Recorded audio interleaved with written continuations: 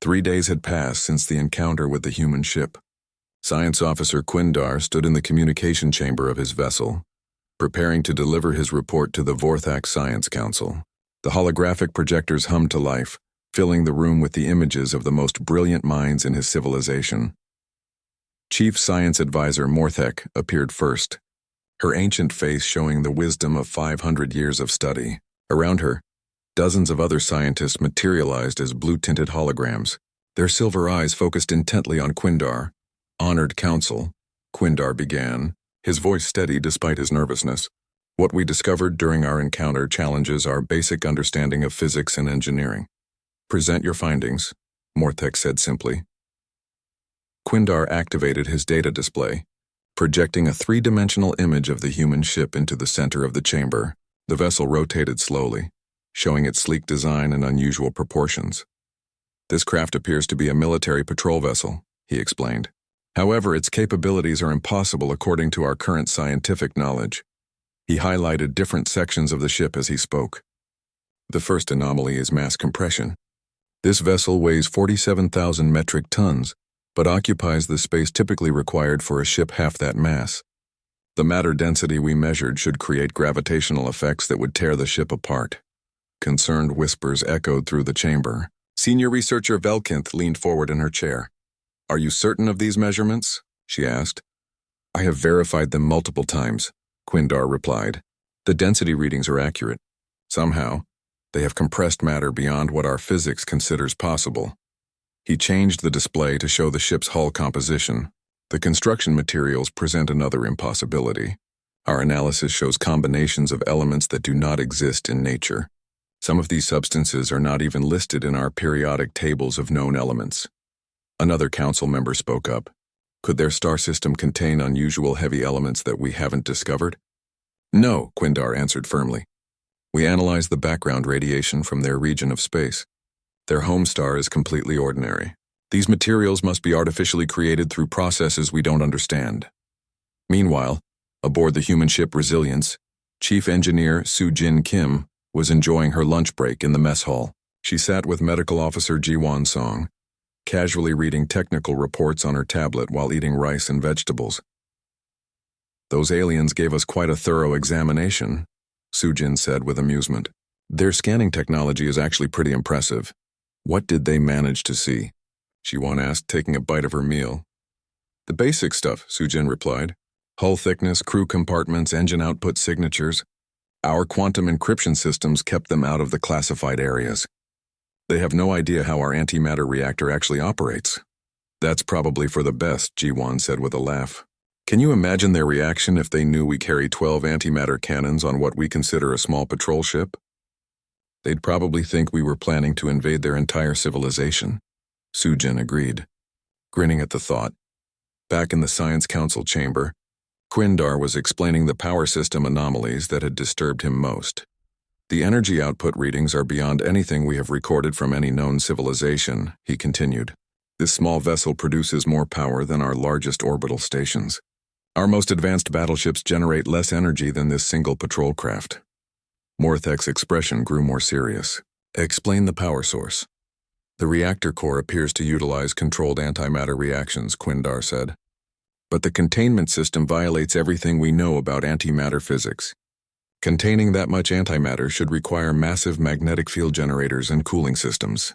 The equipment alone should fill most of the ship." He highlighted the reactor area on his display. "Instead, their containment system appears to be generated by devices no larger than my hand. It's as if they have discovered entirely new laws of physics." The chamber fell silent as the council members absorbed this information. Finally, Velkinth spoke. "What about their weapons systems?" Quindar's expression became even more troubled. "That is perhaps the most disturbing aspect of our discovery.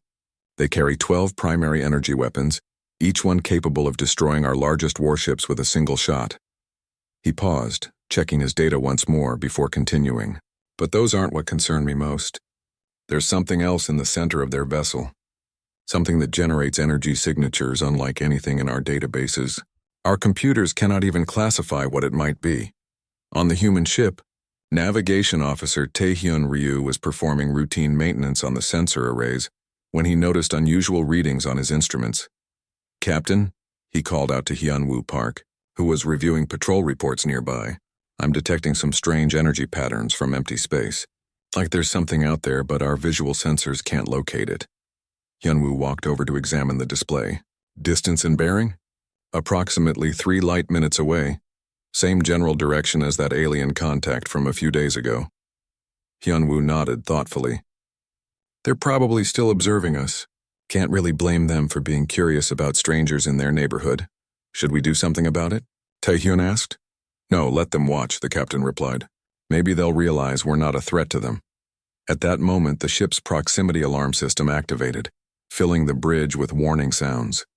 Taehyun quickly checked his navigation sensors. Incoming debris field, he announced. Multiple objects of various sizes approaching our position. Looks like fragments from an asteroid collision. Largest piece measures approximately 50 meters across. Time until impact? Hyunwoo asked calmly. First fragments will reach us in 4 minutes. The large piece will arrive in 7 minutes. Hyunwoo considered their options. They could alter course, but that would take them away from their assigned patrol route. They could activate defensive shields, but that would consume unnecessary power. Kyung-ho, he said to his weapons officer, can you clear us a safe path through the debris? Absolutely, sir, Weapons Officer Kyung-ho Lee replied from his station. Point defense systems are ready for engagement. From their concealed observation position, the alien crew watched with growing fascination as the human ship approached the dangerous debris field without changing course. They're not avoiding the collision, Commander Velthara observed.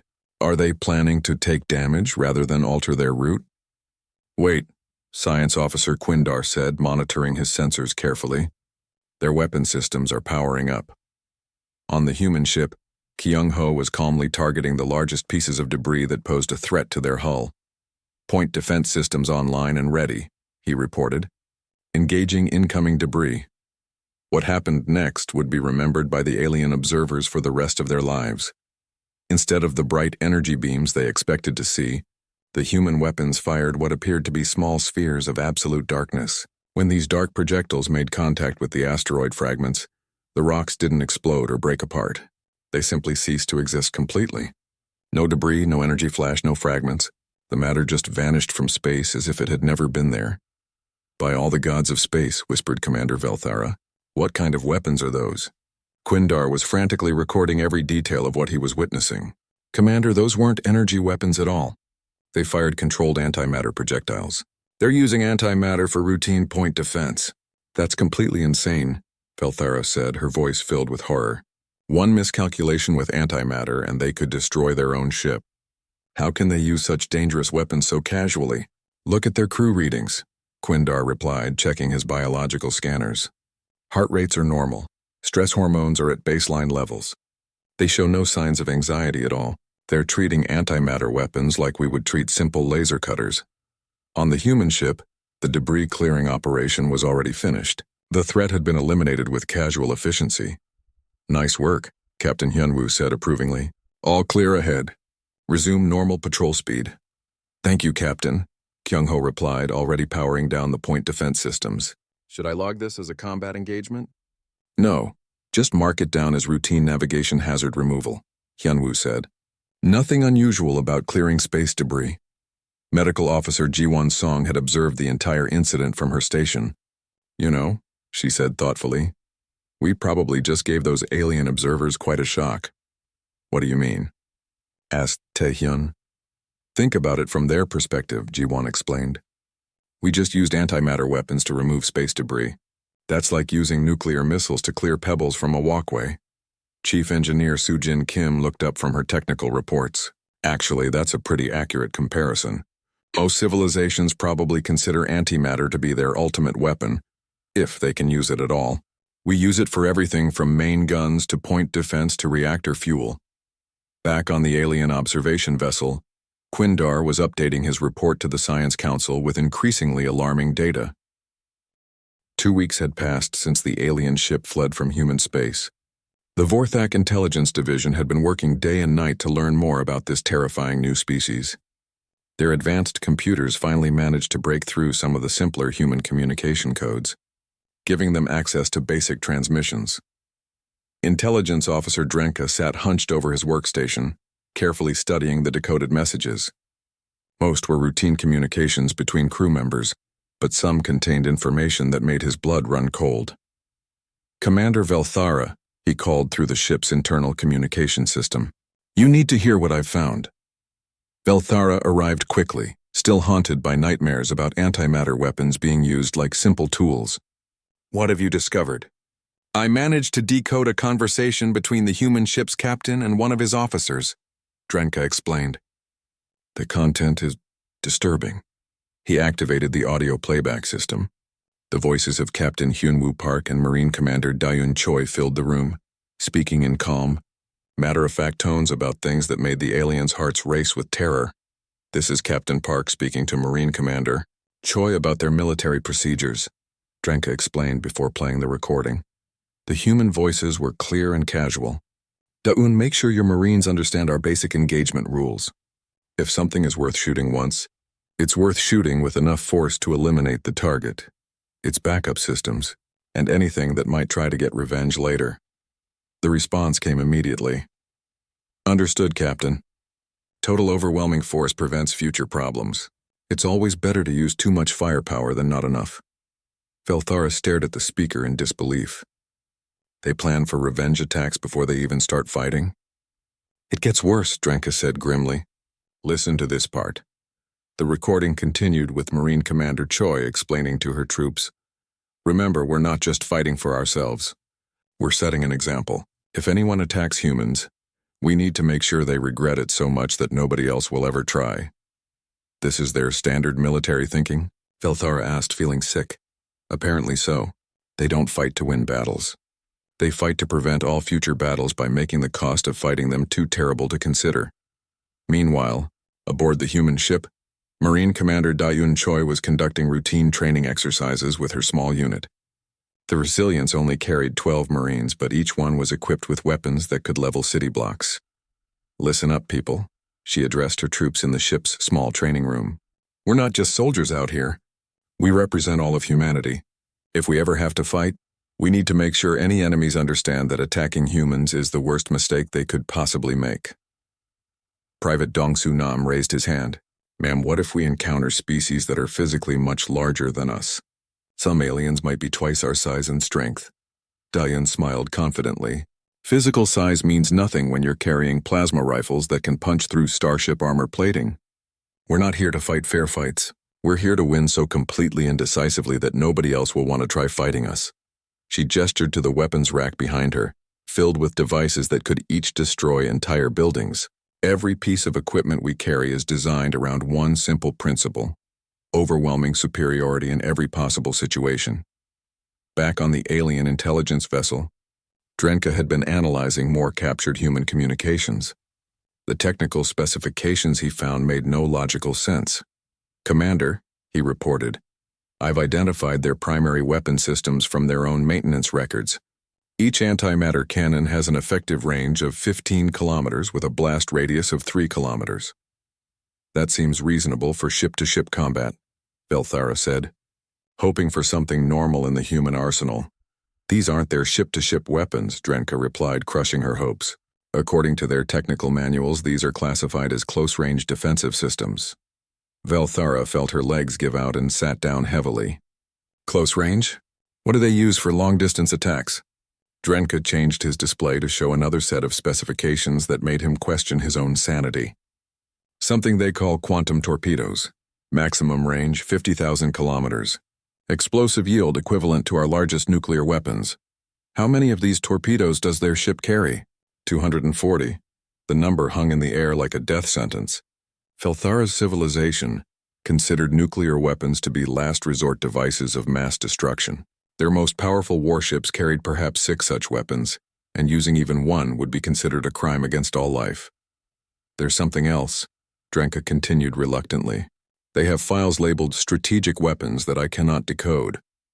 The encryption protecting these files is beyond anything we've ever encountered."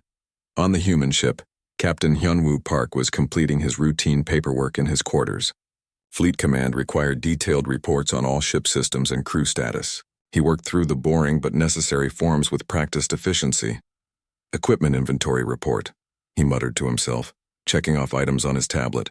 12 antimatter cannons operational, 240 quantum torpedoes full stock, 6 fusion mines ready for deployment. He paused at the last item on the weapons list, 1 Planet Cracker missile stored and secured. The Planet Cracker was something he hoped never to use. It was designed for destroying large asteroids that might threaten populated worlds, but Fleet Command insisted every ship carry one. The weapon could crack open a moon if necessary. He finished the report and submitted it to Fleet Command, completely unaware that alien codebreakers were desperately trying to understand what a Planet Cracker missile might be. The Vorthak intelligence teams had been analyzing human manufacturing records with growing horror. The production numbers they found seemed impossible for any civilization to achieve. The shipyard data we intercepted defies all logic, reported Senior Analyst Morketh to the Vorthak High Command. They claim to be producing 12 ships identical to the one we encountered every single month. Fleet Admiral Torgon studied the numbers with disbelief. 12 ships with antimatter weapons and planet-destroying capabilities? Every month. According to their records, that's the output from just one shipyard. They operate 17 similar facilities throughout their territory. The command chamber fell silent as the officers calculated the implications. If these numbers were accurate, humanity had been building an enormous fleet of superweapons for decades. Show me their total fleet strength, Torgon ordered. Morketh projected the calculations onto the main display. Based on 30 years of continuous production at these rates, humanity should possess over 4,000 warships of this class or better. The silence in the command chamber was deafening. The entire Vorthak Confederation had perhaps 50 warships total, accumulated over centuries of careful construction and resource management. There's something else, Morketh continued. According to their internal communications, ships like the one we encountered are classified as patrol-class vessels. Not primary battle units, routine patrol ships. Back aboard the Resilience, Communications Officer Minho Kang was enjoying his daily video call with his family back on Earth. The quantum relay allowed real-time communication across vast distances, making these conversations a highlight of long patrol missions. "How's the patrol going, son?" asked his mother, her face filling the small screen in his quarters. "Pretty quiet, actually," Minho replied cheerfully. "We haven't seen any real action at all. Just flying around in circles looking at empty space and checking navigation beacons." "That's good. I worry about you out there with all those dangerous weapons on your ship." Minho laughed. "Mom, this is probably the safest job in the entire fleet. The Resilience could survive almost anything short of a direct hit from another Planet Cracker missile. Our armor and shields are practically indestructible. I still worry." "Don't. We have the best equipment in known space, the most advanced training, and the most experienced crew. Nothing bad is going to happen to us out here." The alien listening post that intercepted this family conversation was deeply disturbed by the casual way the human officer discussed world-destroying weapons. He spoke about planet killers the way most people might talk about bad weather. Science Officer Quindar was preparing his final comprehensive report for the Vorthak Science Council. The information he had gathered would fundamentally change how his civilization viewed the galaxy. Summary of findings. He began typing. Humanity appears to be a species that has solved the problem of warfare through absolute technological superiority. They do not seek fair fights or honorable combat. They seek to make fighting them so costly that no enemy will attempt it more than once. He paused, considering his next words carefully. Their military doctrine is based on a simple but terrifying principle. If you threaten a human, they will respond with enough force to eliminate you, your allies, your backup plans, and serve as a warning to anyone else who might consider similar actions. Commander Velthara read over his shoulder. Are you saying they plan to conquer the galaxy? The stars looked the same as they always did through the main screen of the UFS Resilience. Captain Hyunwoo Park stood on his bridge watching the endless darkness of space. His ship had been patrolling the edge of human territory for almost 3 weeks now. Nothing exciting had happened during that time. Nothing exciting ever happened out here on the rim. The Resilience was not a big ship by human standards. At 800 meters long, it was considered a patrol vessel. Small and fast, with enough firepower to handle pirates or smugglers. The crew of 43 people knew each other well after months of flying together through empty space. Captain, we've got something. called Communications Officer Min-Ho Kang from his station. His voice carried a note of interest that broke the usual quiet of the bridge. Unknown contact bearing 27 Mark IV. Distance approximately 2 light minutes. Hyunwoo walked over to Minho's station and looked at the sensor display. The contact was large, much larger than his own ship. The design looked strange and unfamiliar. Definitely not human in origin. First contact situation? Minho asked quietly. Could be. Hyunwoo replied. He had trained for this possibility, but it had never actually happened before.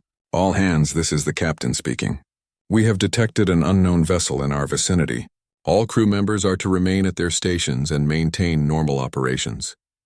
This could be our first meeting with an alien species, so let's make a good impression. The alien ship hung in space like a silver needle, its hull gleaming under the light of distant stars. Commander Velthara stood in the center of her command chamber, studying the human vessel on her main display. She was tall and thin, with forearms that moved gracefully as she worked at her controls. Her large eyes could see many different wavelengths of light, giving her a clear view of the strange ship that had appeared in this sector. What do you make of it, Science Officer? She asked. Quindar moved closer to his instrument panel, his 6 fingers dancing over the controls as he gathered data. He had been studying alien species and their technology for most of his long life. This was the first time he had encountered anything quite like this human vessel. It appears to be some sort of military ship, he said, examining the readings on his screen. Length approximately 800 meters. The hull design is unusual, very angular and practical, but the size is strange for a warship. Strange how? Velthara asked. It's too small. Most space combat vessels need to be at least 2,000 meters long to carry enough weapons and armor to be effective. This ship looks like it should be a cargo hauler or a research vessel. Velthara studied the human ship more carefully. In her 200 years of exploration, she had cataloged the technology of dozens of different species. Most followed predictable patterns as they developed spaceflight capabilities. They started with chemical rockets, moved to fusion drives, and slowly built larger and more powerful ships over centuries. Run a complete scan, she ordered. I want to know everything about this vessel. Crew size, weapon systems, power output, hull composition, everything. Yes, Commander, Quindar replied, adjusting his instruments to begin a deep probe of the alien ship. On the human vessel, Chief Engineer Soo-Jin Kim noticed the scanning beam immediately. Her instruments detected the energy patterns sweeping through their hull, probing their systems and trying to analyze their technology. Captain, she called out from her engineering station. We're being scanned. Deep-level analysis, very thorough. Someone wants to know what we're made of. Yunwoo moved over to her station. Can they penetrate our security systems? Some of them, Soo-Jin said with a slight smile. They can see the basic structural information.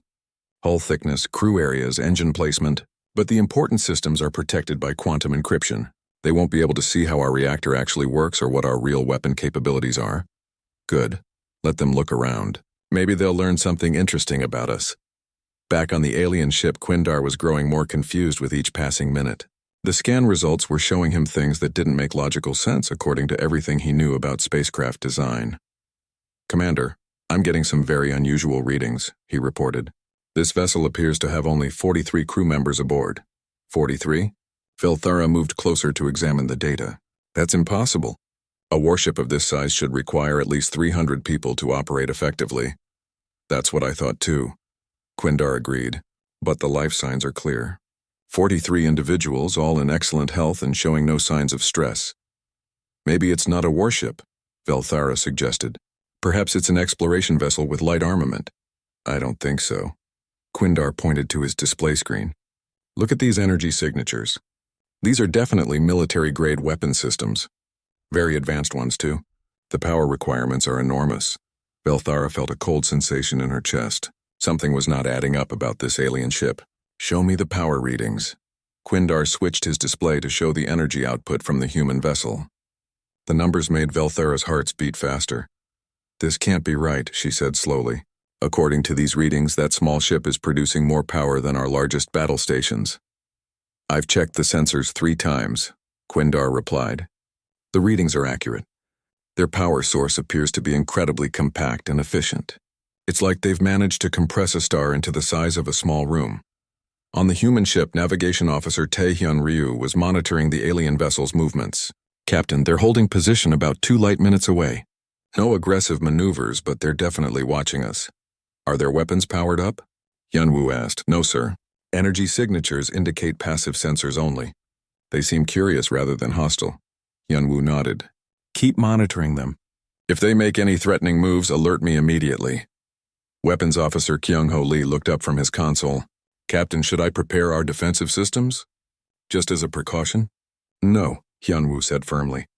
We don't want to give them the wrong impression. This might be their first encounter with humans. Let's try to appear friendly and non-threatening. The alien scanning operation was now penetrating deeper into the human ship's systems, and what Quindar found there made him step away from his instruments in shock. Commander, he said in a voice barely above a whisper, you need to see this immediately. Velthara hurried over to his station. On the display screen, she could see a cross-section view of the human ship's central reactor core. It showed a sphere of contained energy that seemed to bend the very fabric of space around itself. What am I looking at? She asked. I believe, Quindar said very carefully. They have learned to harness and control antimatter. Not just use it as fuel, but actually manipulate it like we would manipulate electricity or magnetism. Velthara stared at the display in disbelief. Antimatter was the most dangerous and powerful substance known to science. Her own people had theoretical knowledge of it, but actually controlling it was considered impossible. One tiny mistake would result in an explosion that could destroy entire star systems. That's not possible, she said. No species could develop that level of control over antimatter. The risk would be too great. The sensor readings don't lie, Quindar replied. And there's something else. Look at their weapon signatures. He changed the display to show the human ship's armament systems. Velthara saw energy patterns that made her feel sick with fear. Those weapon readings, she whispered. They could destroy our ship with a single shot. Multiple shots, Quindar corrected. They appear to have 12 weapons of that power level. And there's something else in the core of their ship that I can't identify. Something with an energy signature unlike anything I've ever seen. Velthara made a command decision that probably saved her entire crew. Navigation. Take us to maximum safe distance immediately. Full power to engines. But, Commander, Quindar protested, we haven't completed our analysis. There's still so much to learn about these aliens. We've learned enough, Velthara said grimly. We've learned that we're looking at a species with technology far beyond our understanding. We need to report this to the High Council immediately. Should we attempt communication first?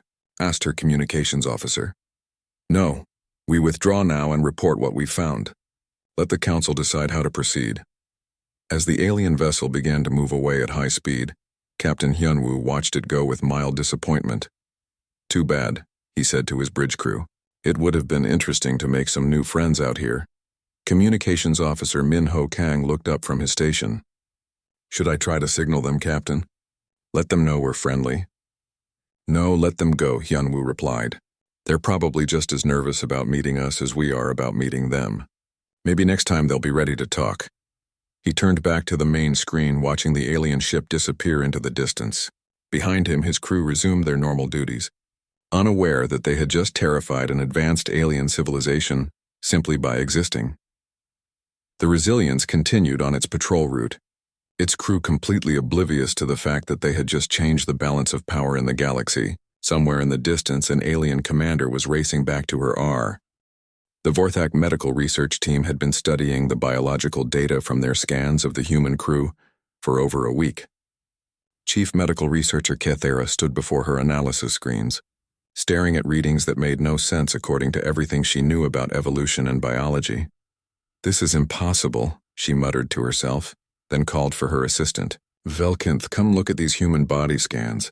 Tell me what you see. Senior Medical Analyst Velkinth approached the displays, her 4 eyes examining the detailed images of human anatomy. After several minutes of careful study, she stepped back with confusion written across her silver face. These beings appear to be designed for warfare, she said slowly. But that makes no evolutionary sense. Why would a species develop such extreme physical capabilities? Kethara highlighted different sections of the human skeletal system. Look at their bone structure. They have backup support systems throughout their entire skeleton. Even if they lose 30% of their bone density, they can still move and fight effectively. That level of redundancy is unnecessary for any normal species, Velkinth observed. Most creatures would be completely disabled by injuries that these humans could apparently ignore. It gets stranger, Cathara continued, switching the display to show internal organ systems. Their organs are arranged with multiple backup functions. A human can lose an entire kidney, half of their liver and significant portions of their stomach and still survive for extended periods. Velkinth studied the organ layouts with growing amazement. They're built like military vehicles with redundant systems, as if their bodies expect to take severe damage and keep functioning. On the human ship Resilience, Medical Officer Jiwan Song was conducting her monthly crew health evaluations. She had no idea that aliens were studying her patient's biology with increasing horror. "All right, Taehyun," she said to Navigation Officer Taehyun Ryu as he sat on the examination table. "Let's check your physical condition and stress response levels. Fleet Medical Command wants detailed health reports on all long-range personnel." Taehyun relaxed as she ran various medical scans. "How do the results look, Doctor?" "Excellent as always," Jiwan replied, checking the readings on her instruments. "Your stress hormone levels are well within normal ranges, muscle tone is optimal, and your psychological profile shows perfect adaptation to extended combat readiness." "Combat readiness?" Taehyun asked with mild interest. "Standard fleet terminology," Jiwan explained. "It means you're mentally and physically capable of operating complex systems under extreme stress, making life and death decisions without panic, and maintaining unit cohesion during dangerous situations." To the humans, this was completely normal. To the aliens monitoring their conversations, it was absolutely terrifying. Back on the alien research vessel, Cathara was presenting her most disturbing findings to the Vorthak Science Council through quantum communication. The human nervous system is the most frightening aspect of their biology, she reported to the council members. Under stress conditions, their brain chemistry undergoes dramatic changes that would be fatal to most species. She displayed brain scan data on the holographic projector. When threatened, human brains release chemicals that reduce pain sensitivity by up to 70%, increase physical strength by 40%, and improve reaction speed significantly. "They have a biological combat mode?" asked Council Member Dorthek in disbelief. "Exactly. Their bodies automatically prepare for warfare when they sense danger, as if their entire species evolved while constantly fighting for survival against overwhelming threats."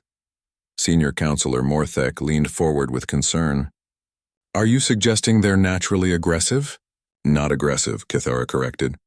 "Adapted. Their biology suggests they come from an environment where extreme violence was so common that only individuals capable of surviving massive trauma could reproduce. The alien researchers had managed to intercept and decode some human historical records, and what they found explained the impossible biology, but made it infinitely more frightening.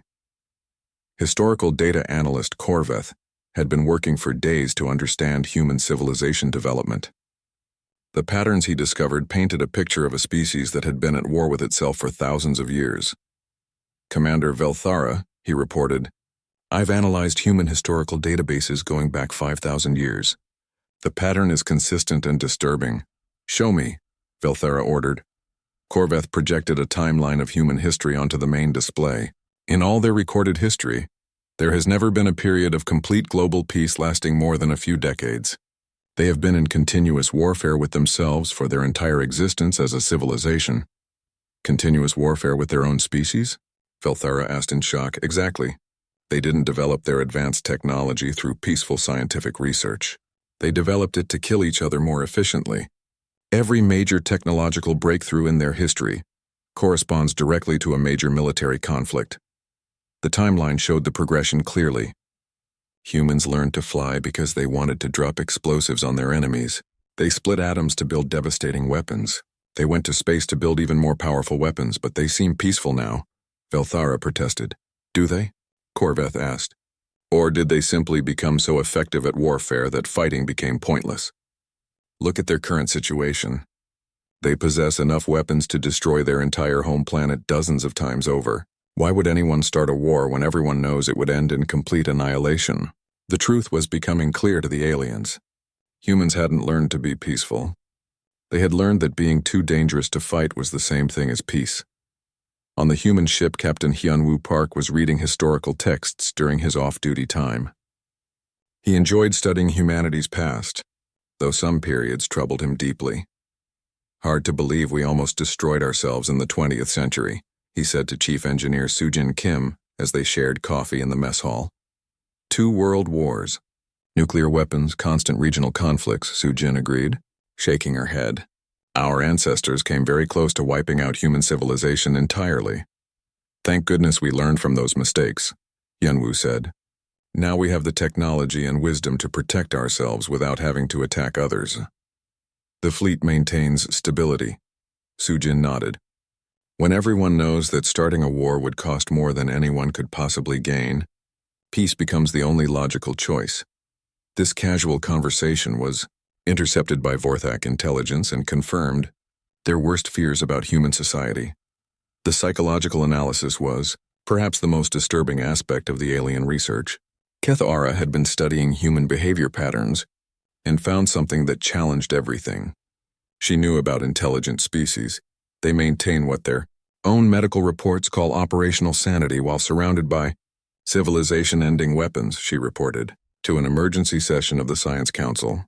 "Every human on that ship knows they carry enough destructive power to sterilize entire worlds, and they treat it as completely routine. How is such psychological stability possible?" asked Velkinth. "I believe," Kethara said carefully, "they have evolved culturally and psychologically to live with ultimate destructive power. Their entire society has adapted to managing weapons that could destroy everything they care about." She showed brain activity scans of the human crew during their normal daily routines. "Look at these readings. They show no anxiety about their weapons, no fear of the technology they control, no stress about the enormous responsibility they carry. That's not normal behavior for any intelligent species," Velkinth observed. "No, it's not. It's the psychology of a species that has spent thousands of years learning to live with the power to annihilate everything around them. They're not naturally peaceful beings. They're naturally disciplined beings." The final piece of evidence came when the aliens discovered human entertainment and cultural media. Intelligence Officer Drenka had intercepted various human broadcasts and found them deeply disturbing. "Commander, you need to examine these human recreational programs," he reported to Velthera. He displayed a collection of human movies, books, and games on the main screen. "This is what they consider entertainment. Stories about warfare, survival against impossible odds, fighting overwhelming enemies with superior firepower." "So they celebrate violence?" Velthera asked. "No," Drenka replied after studying the content more carefully. "They celebrate surviving violence. Every story follows the same basic pattern. Humans face seemingly impossible threats and find ways to win through better technology, superior planning, and overwhelming response to aggression." He played clips from various human entertainment media. "Notice the consistent theme. The humans are usually outnumbered or outgunned initially, but they always respond by developing better weapons and using tactics their enemies don't expect. It's their cultural programming." Velthara realized with growing dread. They don't just prepare for war. They prepare to win wars by making the cost of fighting them too terrible for enemies to bear. Medical Officer G1. Song was completing her shift when she received a routine communication from Fleet Medical Command. The emergency session of the Vorthak High Council had been running for 8 hours without a break. The great chamber buzzed with nervous energy, as representatives from across their civilization debated the most critical decision in their species' history. High Admiral Morgoth stood at the center of the room, surrounded by holographic displays showing everything they had learned about humanity. The evidence was overwhelming and terrifying. "The choice before us is simple but vital," he announced to the assembled council members. "We must decide whether to treat humanity as a threat that must be destroyed, or as a potential ally too dangerous to make into an enemy." Senior Counselor Kethmore was the first to speak. "The evidence is clear. They possess technology that could end our entire civilization. If they have aggressive intentions toward other species, we must take action before they become even stronger." "And exactly how do you suggest we take action?" challenged Counselor Veltham from across the chamber. "Their single patrol ship could destroy our entire battle fleet. According to our intelligence, they have thousands of ships like that one, plus many that are even more powerful." The debate continued as fear and logic warred in the minds of the council members. They had discovered a species more advanced than themselves, but had no way to determine what humans actually intended to do with their overwhelming power. Meanwhile, aboard the human ship Resilience, Communications Officer Min-Ho Kang was running his daily analysis of background radio signals when something unusual caught his attention. "Captain Park," he called out from his station, "I'm detecting organized communication patterns from the area where we encountered that alien ship weeks ago. Very sophisticated encryption, but I can identify the carrier wave signatures." Captain Hyunwoo Park walked over to examine the data on Min-Ho's screens. "How long have they been transmitting?" "Several hours, sir." The signal strength and distribution pattern suggests a large communication network. They appear to be having extensive discussions with someone very far away. Hyunwoo studied the information thoughtfully. "Are they discussing us?" "Unknown, sir. Their encryption is more advanced than anything in our current databases, but the timing strongly suggests they're reporting our previous encounter to their leadership." "Interesting." Hyunwoo made a decision that would reshape the political structure of the known galaxy. "Min-Ho, can you penetrate their stealth systems?" "Absolutely, sir. We've been tracking their energy signatures since our first meeting. Their cloaking technology is impressive, but our sensors are significantly more advanced." "Open a direct communication channel to their ship." Min-Ho hesitated, his fingers hovering over the control panel. "Sir, first contact protocols require authorization from Fleet Command before initiating diplomatic communication." "Sometimes," Hyunwoo said with a slight smile, "it's easier to apologize for taking initiative than to wait for permission to do the right thing." "Open the channel." On the alien observation vessel, communications specialist Drenka suddenly straightened at his workstation, his four hands dancing frantically over his instruments. "Commander Velthara," he called out in a voice filled with shock. "We're receiving an incoming transmission." "From our home fleet?" she asked hopefully. "No, Commander. From the human ship. Direct communication on our primary frequency." "They're speaking to us." Velthara felt her blood freeze in her veins. "That's completely impossible. They cannot know our communication frequencies or protocols." "They're transmitting in perfect Vorthak, Commander," Drenka said, his voice barely above a whisper. "Flawless grammar and pronunciation." "Put the transmission through to the main speakers," Velthara ordered, though every instinct told her to flee immediately. Captain Hyunwoo's calm voice filled the alien bridge, speaking their language as if he had grown up with it. "This is Captain Hyunwoo Park of the United Federation ship Resilience. We are aware that you have been observing us for some time. We have been observing you as well. Your stealth technology is quite impressive, but we have been tracking your energy signatures since you first arrived in this system. We thought it might be time to have a conversation." The alien bridge fell into complete silence.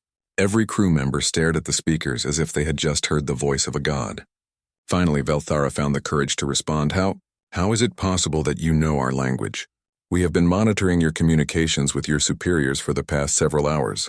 Hyunwoo replied in a casual, friendly tone. "Our translation computers are quite efficient at pattern analysis. We were able to decode your basic grammar and vocabulary structure from your conversations. Your language is actually quite logical and well-structured." Science Officer Quindar stared at his instruments in complete disbelief. "Commander, they learned our entire language in a matter of hours. Our most advanced linguistic computers would require years to accomplish the same task." The horrible truth was becoming clear to Velthara. Humanity had been allowing themselves to be studied. They could have revealed themselves at any point during the surveillance operation, but had chosen not to. The implications were beyond terrifying. "Why didn't you make contact with us earlier?" she asked, though she feared the answer. "We didn't want to frighten you," Hyunwoo replied matter-of-factly. "First contact situations can be quite stressful for some species. We thought it would be less traumatic to allow you to observe us first and become comfortable with the idea that we exist before introducing ourselves formally." "You were protecting us from stress?" Velthara asked, unable to hide her confusion. "In a sense, yes. We have encountered 17 different alien civilizations during our expansion into space. Experience has taught us that forced contact usually creates more problems than it solves.